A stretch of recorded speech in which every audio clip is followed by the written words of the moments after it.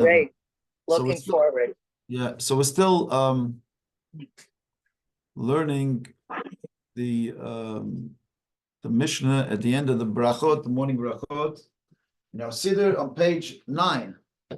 So you open up the Siddur, page 9. And we're talking about all the great mitzvot, all the greatest mitzvahs of the Torah, and how the main reward is not in this world, but the world to come. In this world, many people still suffer, and it's not a perfect world, but all the balance is taken care of in the world to come. All the great reward we get is in the world to come. And then at the very end, he says, and the study of Torah is equivalent to them all. The Talmud Torah, Keneged Kulam, some translated, surpasses them all. So the study, we have all these different great mitzvot, honoring our parents, Gemilut Chasadim, taking care of the bride, taking care of the dead, prayer, bringing peace amongst people. But he says, greater than all of them, and perhaps even the greater is the reward, is for the study of Torah. And perhaps that's why this whole Mishnah is brought over here, this section of the Mishnah, because we just made the bracha on the Torah. We just made the Birkat HaTorah. So I can't figure out. We just made a blessing on the studying of Torah. So they chose two sections that we're going to learn about the studying of Torah. One is a section of the Torah itself, which is the blessing of the Kohanim. And then they chose a section of the Mishnah. And this section of the Mishnah, okay, after a few years not waiting to come in. Okay, now we let them all in. This section of the Mishnah is from Masechet Peah, first Mishnah that we're reading now, and at the end of that Mishnah it says, and the study of Torah surpasses them all. The study of Torah is equivalent to them. So once we have that, once we know that the study of Torah is equivalent to them all, that's why he chooses this particular section. Now, why is that way? I mean, what would you say is greater in Judaism, study or action? Don't we say generally deed over creed, that the main thing is the action? Why would we say study is equivalent to all the mitzvahs together? It's like that it surpasses them all. How is that possible? Why would that be the case? If you have some time to do a good deed or to study, what would be preferable? To do the good deed or to study? If you have an important mitzvah like burying the dead, what should a person do? Should they go and study or go bury the dead? What would you say? Which mitzvah is greater? What do we do when we're placed into a quandary? We're placed into a questionable situation where we could either sit and study Torah, or we can go and save lives. How about what's going on in Israel now? It's a mitzvah of saving lives, right? Being a soldier in the army, or you could sit and study Torah. From here, it would seem that the studying of Torah is equivalent to them all. It's like the number one. Now we all know that as Jews, we place a great emphasis on studying Torah. That's really what's molded our characters over the years. It's made us who we are. You know, people wonder why the Jewish people are so clever. Where does that come from? Now, if you say it's because we spend a lot of time studying, that's why we're such a clever people. Many Jews, they don't always spend that time studying. So how is it that the Jewish people are so smart? And I'm not gonna make this stuff up, but it's facts. 25% of all the Nobel Prizes are won by Jews, where the Jews are just less than 0.25%, less than 0.25% of the population of the world, which means a Jew is like less than 1 out of every 400 people in the world is a Jew, right? And 1 out of every 4 prizes were won by the Jews. Right? We're 1 out of every 400 people in the world, and we won 1 out of every 4 Nobel Prizes. Think of that for a moment. Wrap your head around that. How are the people, Jewish people? So many people explain it's precisely because of this Mishnah. Mishnah says that the studying of Torah is equivalent to them all. In other words, studying is such an important thing. Some say it's genetics. Now, if it's genetics, then it becomes a little bit like a racist kind of thing, right? That we're born smarter than everybody else. People generally don't like to say that because it's sort of, the general belief out there is that everybody has equal opportunity and everybody can become a scholar. Right. 1 second here.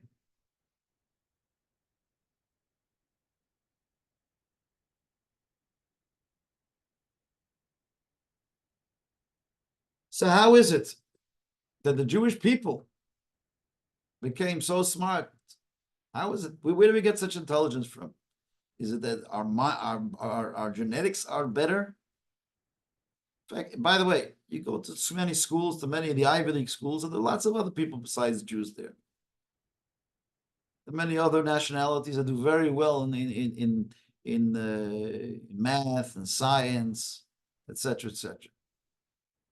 Although I'd like to point out something: the Jewish people, we might not be the smartest in the maths and the sciences, but we have something about creativity of the brain.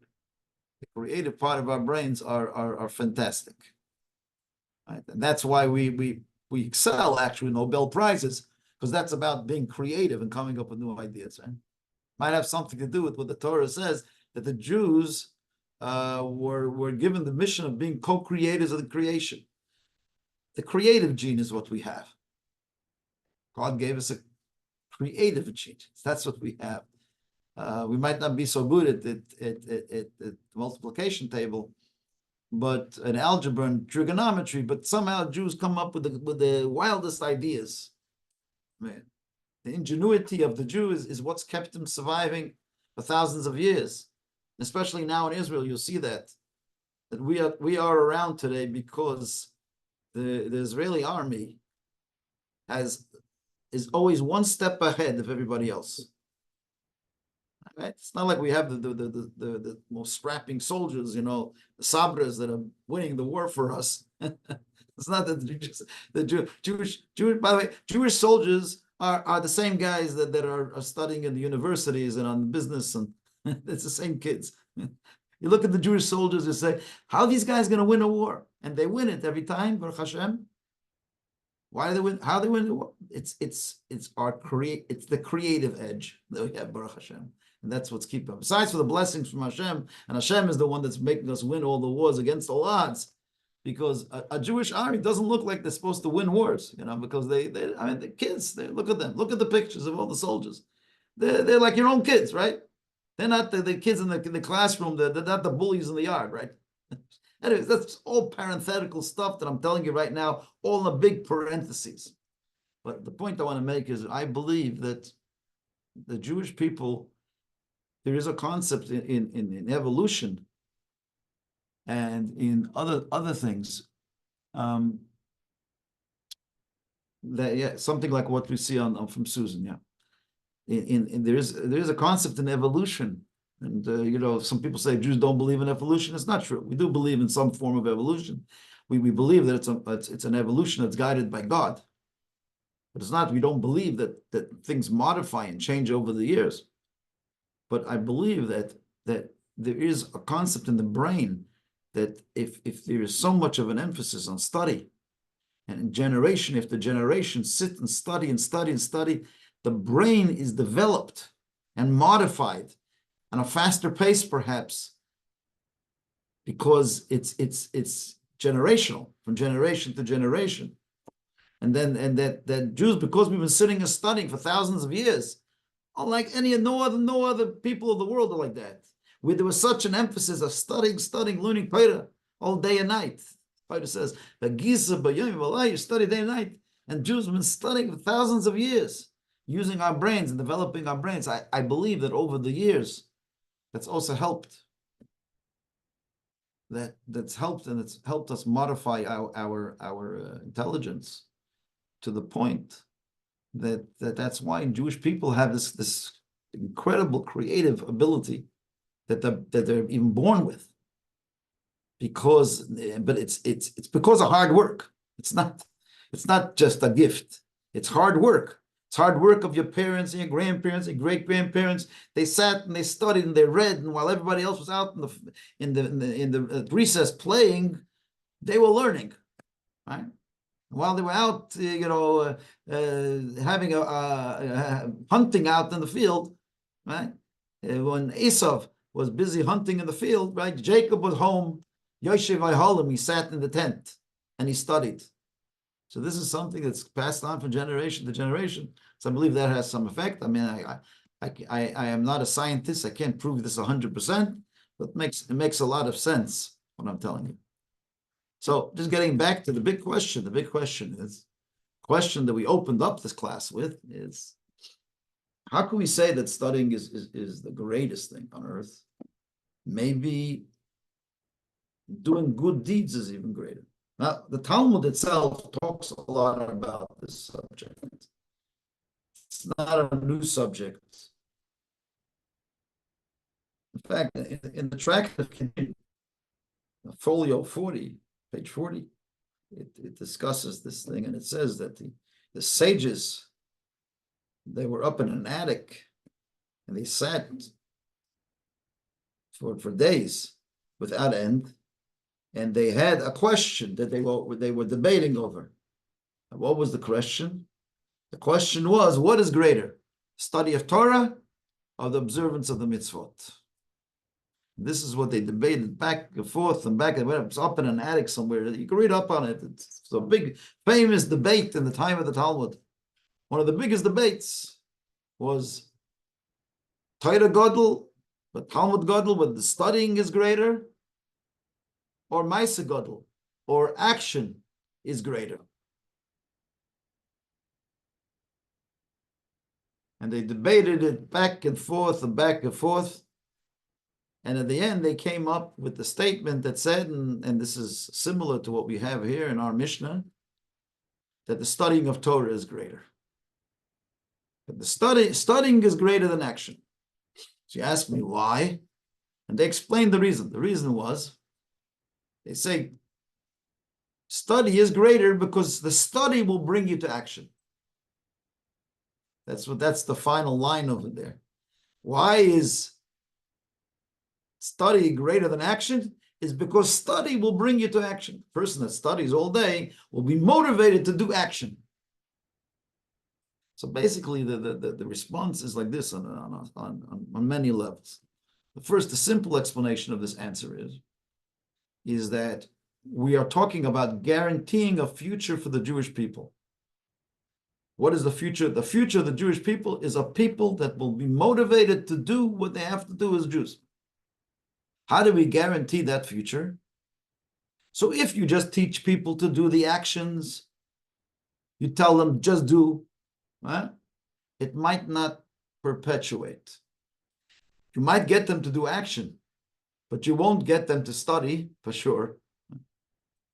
But if you get people to study Torah, then not only will you get them to study Torah, but the study will motivate them to action.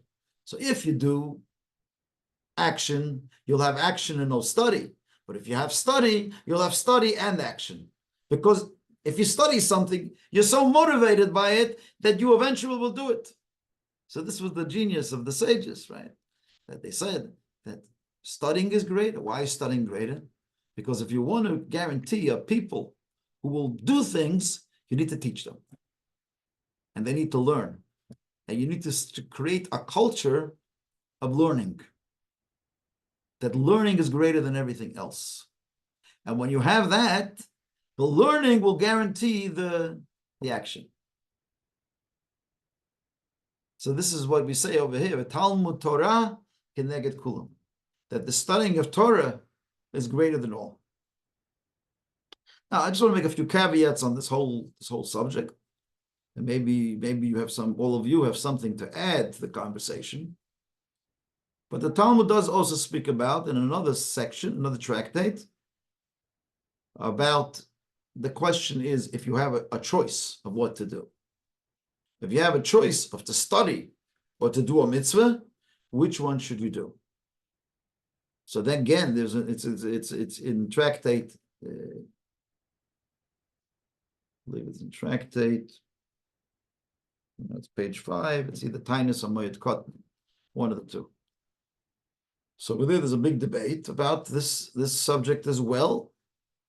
The first debate was what is greater, study of Torah, the observance of mitzvahs.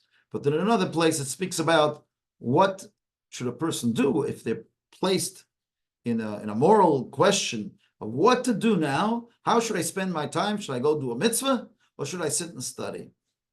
So the Gemara comes to the conclusion and says, if someone else can do the good deed, then you should spend your time studying Torah. However, in a case where there's no one else to do the mitzvah, then you have to do the mitzvah. So it says, for instance, if you have, let's say, a dead body that needs to be buried, and there's no one else to bury the person, right? Go bury it. But if there's a Chevra Kadisha, if there's a society that does it, you go and study Torah. But if there's no one else to do it, then you have to do it.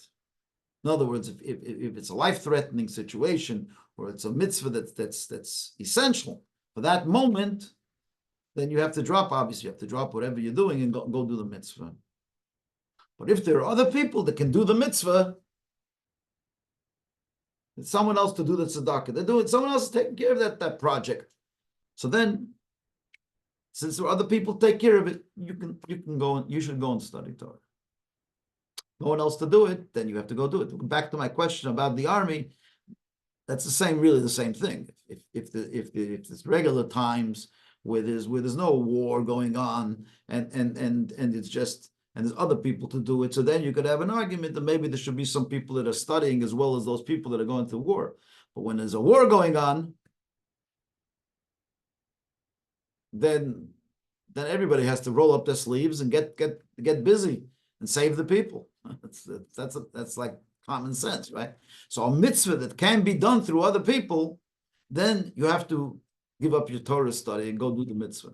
But if it's good times, and so then obviously you should have studying of Torah, as we see, that is the Jewish tradition. That studying of Torah is equivalent to them all.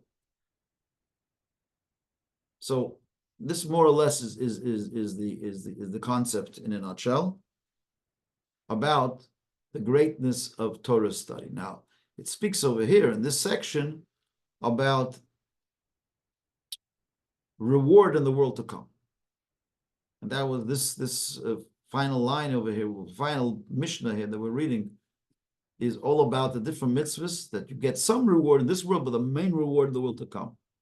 Now, Torah study has a particular importance, significance about how it helps us out in the world to come. And that is because it says that after a person passes away and they go to heaven, the mitzvahs serve as the garments of the soul. Remember, this is a Kabbalah class. I'm giving you some spiritual ideas here. The mitzvahs serve as the garment of the soul, and the Torah that we study, that becomes the food of the soul. So just like down here on earth, in the bodily experience, the person has to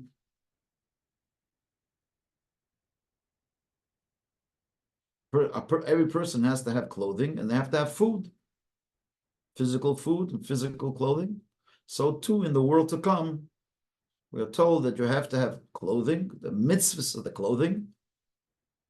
The food of the soul is the Torah that we studied in this world. So it says that the mitzvahs that we did down in this world becomes the garments of the soul in the world to come. And many explain that that's what heaven and hell is about. That heaven is the soul being clothed, and the hell is the embarrassment of not having any garments of the soul. So a person who never did good deeds in this world, the soul feels a sense of nakedness and shame. Almost like Adam and Eve in the Garden of Eden, when they realized that they were naked, they felt ashamed. So a person who never did any good in this world, never did mitzvahs in this world, that itself could be the hell for the soul, that it doesn't have the mitzvahs, it didn't do the good deeds, so it feels feels naked, a sense of nakedness in the world to come. Now, exactly how that is, I don't know, because I've never been there, so I can't tell you that exactly. I can't tell you that from experience. I'm just telling you what I learned. But I know what the feeling of nakedness down in this world is, the embarrassment that comes with it, right? So I can extrapolate and feel what it feels like in the world to come. For someone who spent his whole life being selfish, not doing any mitzvahs, that person is punished, not as a punishment, as an arbitrary punishment, but as a consequence of the selfishness in this world. The soul does not have any garments. But even greater than that is the soul needs nourishment in the world to come. Just like it needs nourishment in this world, the physical body needs nourishment, and the food we eat provides for us those nutrients, nourishment that we need to live with, to live by.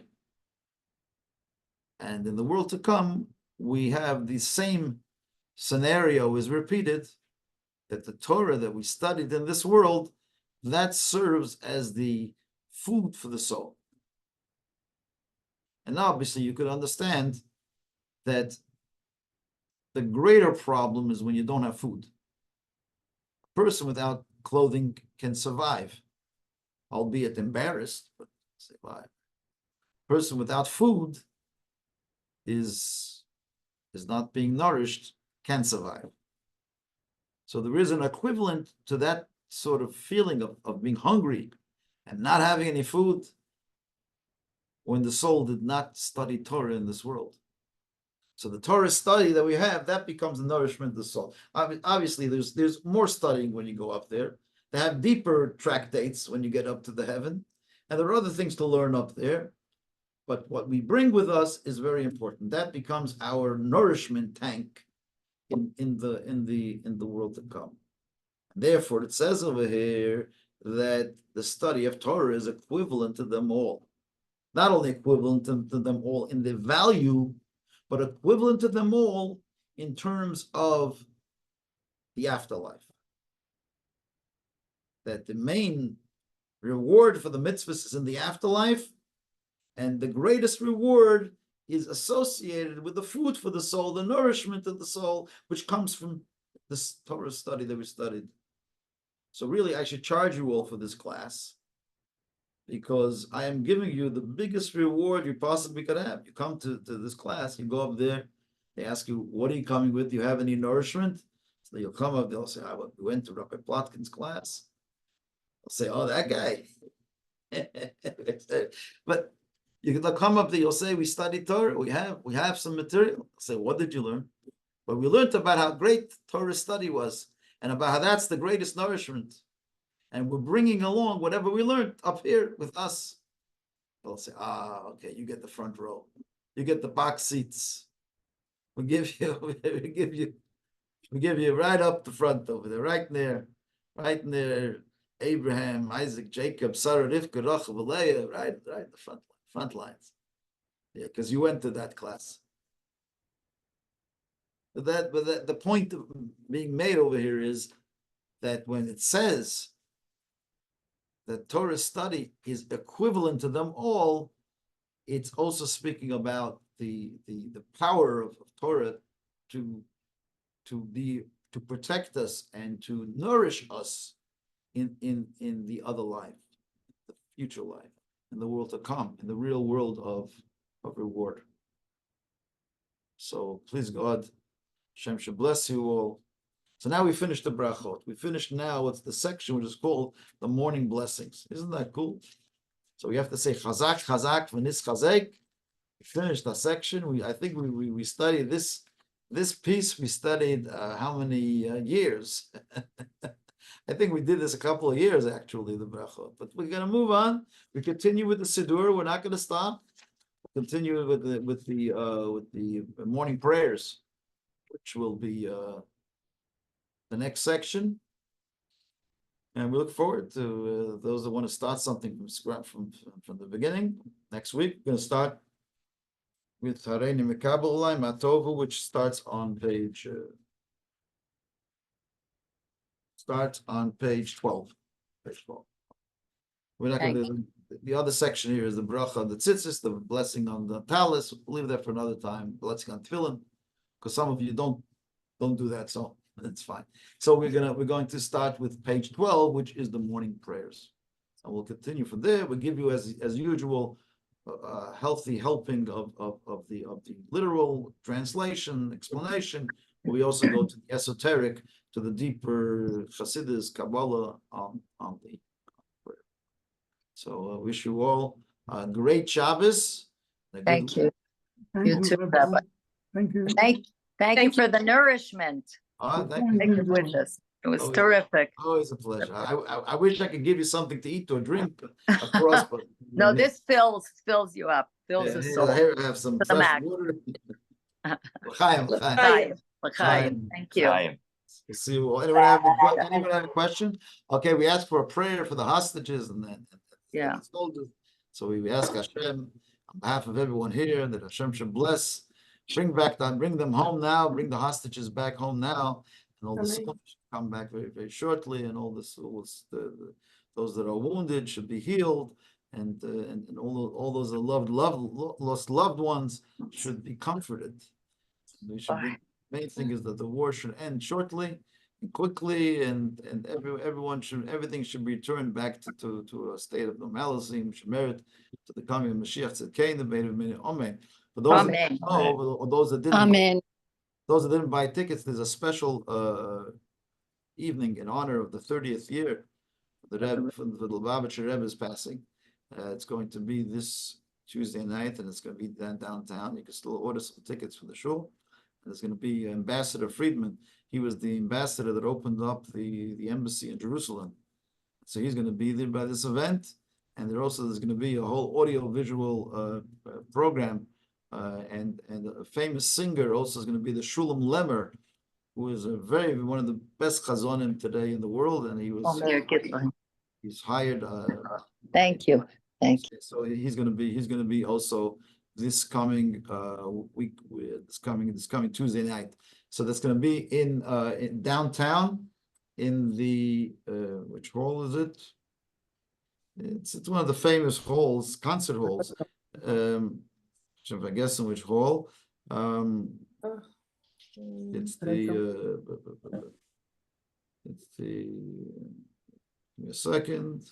Roy Thompson. The Roy Thompson Hall. Yeah, Roy Thompson. So if you haven't bought any tickets, the show, it's $36 a ticket. If you want to come for the dinner that's before that and speak to this guy Friedman, you can come for $500. I'm not pressuring you for that. But the regular seats, like simple Jews like me, $36. And so you can come and join us. I know a few of you already have bought tickets, so we look forward to seeing you. Okay, and we'll see you next week for the class on Thursday. Have a Shabbat Shalom. Shabbat Shalom. Thank you, Rabbi. Thank you very much.